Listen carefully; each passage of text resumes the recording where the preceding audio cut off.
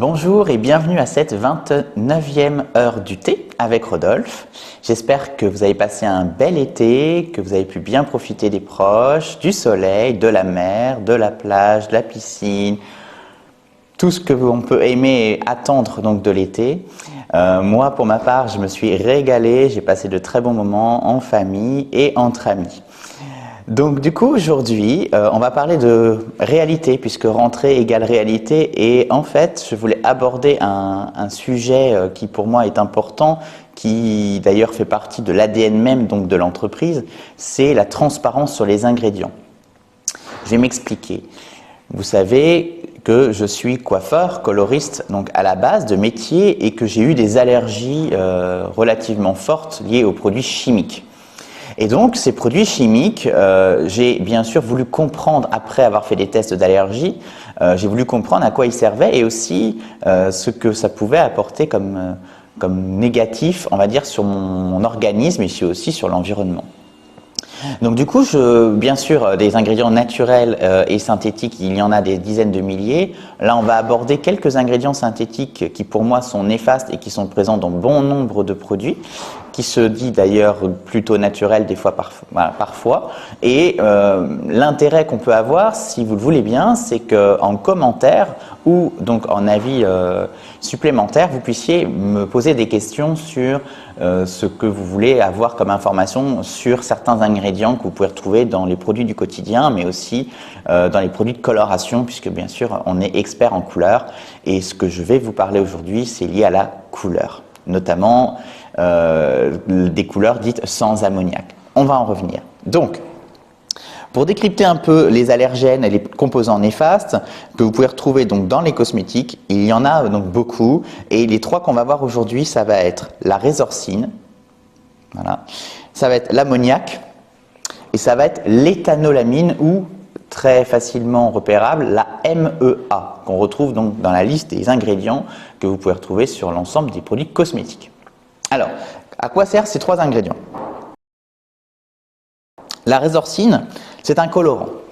C'est un colorant de couleur chaude, de couleur jaune, qu'on retrouve dans quasi toutes les colorations qui sont d'oxydation, c'est-à-dire où vous savez, à la maison, quand vous le faites à la maison, vous devez mélanger un tube et un petit flacon blanc, vous mélangez ça dans un bol, et du coup, voilà. Ça veut dire qu'il y a oxydation, il y a oxydoréduction, ça s'appelle. Et donc du coup, vous mélangez un produit avec un pH très alcalin, donc à base d'ammoniac, et puis vous mélangez un produit qui est le petit flacon blanc très acide, et du coup ça fait une réduction en fait entre l'acide et le basique, et ça crée après une couleur.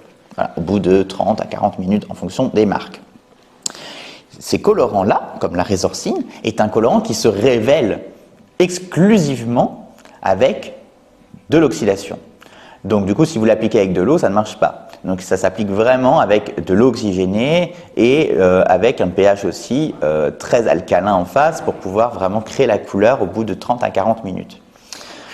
Comme tous les produits d'oxydation, en fait, le problème c'est que déjà c'est un allergène notoire, c'est un allergène qui effectivement aujourd'hui est très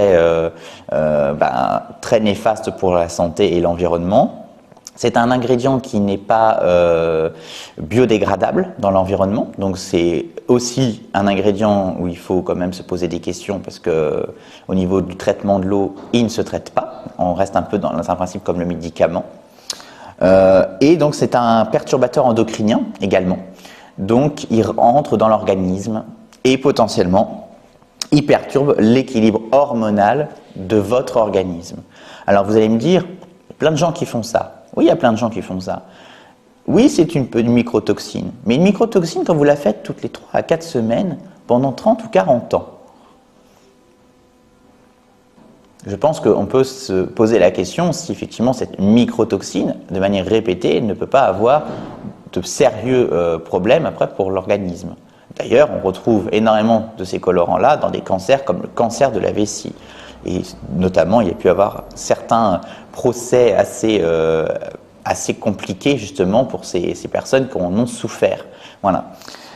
En fait, ce qu'il faut savoir, c'est que ces colorants-là, ils sont utilisés depuis déjà pas mal de dizaines d'années, puis l'apparition de la coloration d'oxydation. Et c'est vrai qu'on est sur un principe qui effectivement est tellement facile à refaire et à dupliquer que en fait, beaucoup de laboratoires n'ont pas envie de se réinventer en créant des vraies sources naturelles qui à la fois n'endommagent pas la santé et pas l'environnement.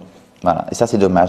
La résorcine est de plus en plus contrôlée par les régulateurs de l'Europe notamment, mais il reste encore beaucoup de travail à faire. J'espère que ça va vraiment continuer dans ce sens parce qu'il y a un vrai travail au niveau de la santé publique, à mon sens. L'ammoniac, alors l'ammoniac, bien sûr, je ne vous fais pas de dessin, l'ammoniac, on en entend parler partout, le méchant ammoniac qui sent mauvais, qui détraque l'organisme et qui est extrêmement mauvais pour la santé. Oui, en effet, il n'est pas sain. C'est pas un ingrédient qui est sain, c'est pas un ingrédient qui est bien qu'il soit naturellement présent dans l'organisme, notamment dans la sudation corporelle. Il est évident que c'est pas un ingrédient qu'on doit appliquer comme ça sur la peau, puisqu'il est quand même, il a une action très alcalinisante, donc automatiquement sur la peau c'est pas terrible. Néanmoins, donc il a un intérêt pour ouvrir l'écaille du cheveu, pour que les colorants, rentrent dedans. Voilà. Donc c'est la même chose que ce que j'expliquais tout à l'heure, l'oxydoréduction.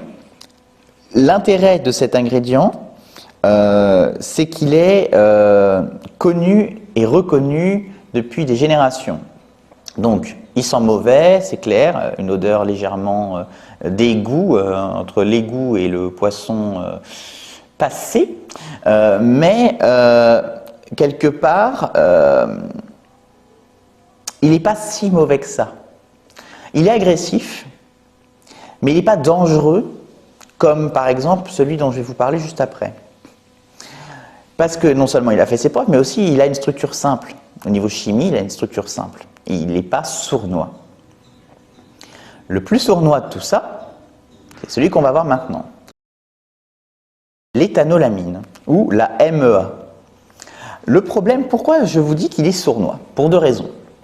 Il est sournois pour le plan commercial, marketing, mais il est aussi sournois parce que en fait, c'est un ingrédient qui n'a pas d'odeur.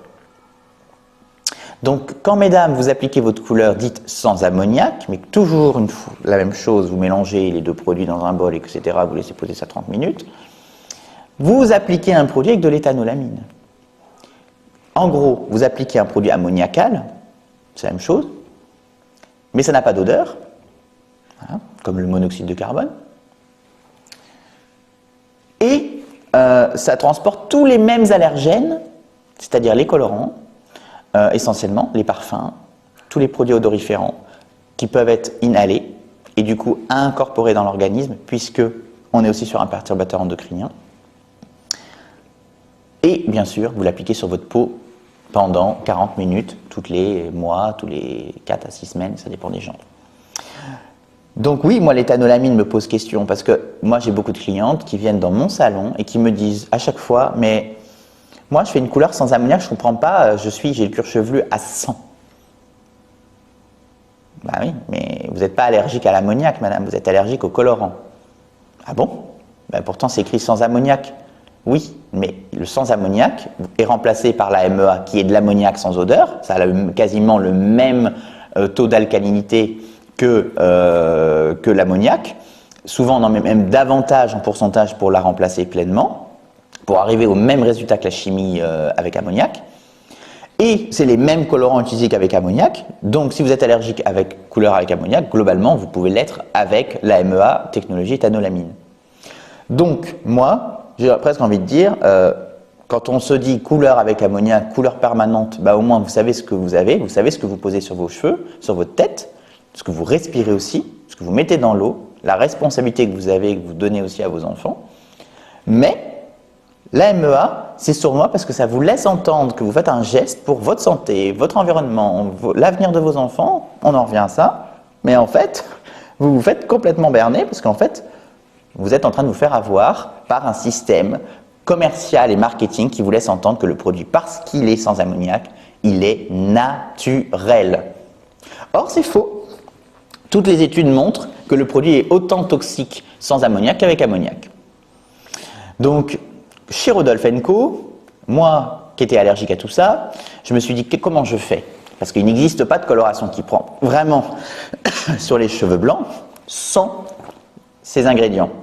Donc il a fallu tout revisiter. Il a fallu comprendre ce qu'on peut utiliser en naturel ou en minéral, qui puisse à la fois être alcalinisant, non agressif et non dangereux pour l'environnement. Et on a trouvé. On a trouvé des agents, ce qu'on appelle des agents tampons, naturels et ou minérales. Voilà. Notamment, on retrouve l'arginine, effectivement, qui est un ingrédient minéral qui a un pouvoir alcalinisant vraiment intéressant et qui permet de pouvoir avoir ce taux suffisant d'alcalinisation pour avoir justement cet effet voulu sur la couleur.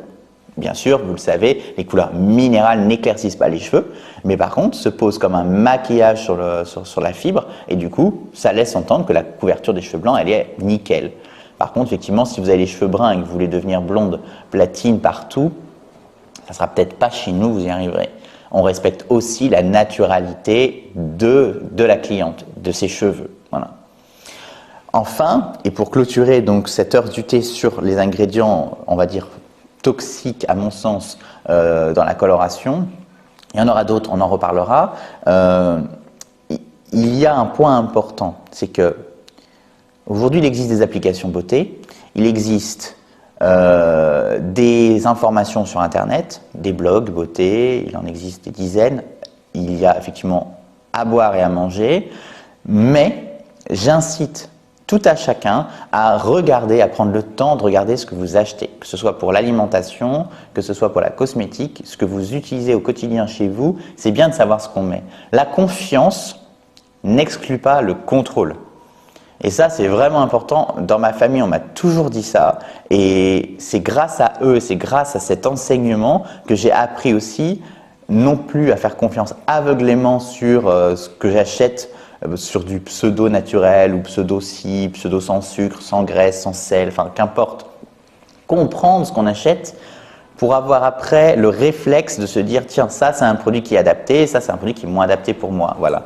Après, on n'a pas tous les mêmes besoins, les mêmes envies. Il y a des gens, par exemple, ils veulent des produits sans gluten, ils veulent des produits sans sans huile de palme, sans fruits à coque, soit par intolérance, soit par éthique. Et c'est vrai que du coup, c'est important de pouvoir y voir clair. Pour y voir clair, il y a le marketing, mais pour y voir encore plus clair, il faut comprendre ce qu'on achète, il faut lire les étiquettes. J'espère que cette heure du thé vous a plu. Je vous souhaite encore une excellente rentrée. À bientôt pour une nouvelle heure du thé.